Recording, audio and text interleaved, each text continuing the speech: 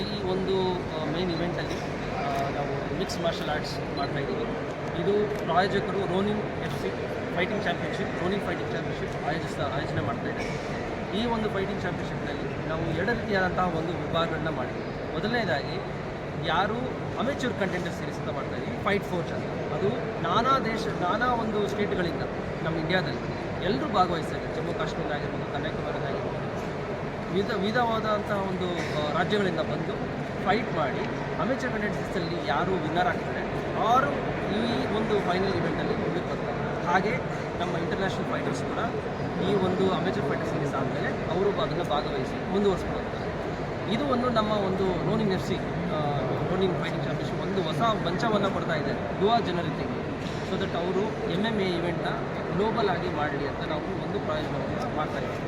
So ನಮ್ಮ ಕೊಲೀಗಾದಂತಹ ಅರುಣ್ ಅವರು ಮತ್ತು ಶ್ರೀಪಾದ್ ಅವರು ಮತ್ತು ಗಗನ್ ಅವರು ನಿಮ್ಮ ಮುಂದಿನ ಒಂದು ಬೆಳವಣಿಗೆ ಬಗ್ಗೆ ಮತ್ತು ಇವೆಂಟ್ ಬಗ್ಗೆ ಅವರು ಹೆಚ್ಚಿನ ಮಾಹಿತಿಯನ್ನು 1 minute.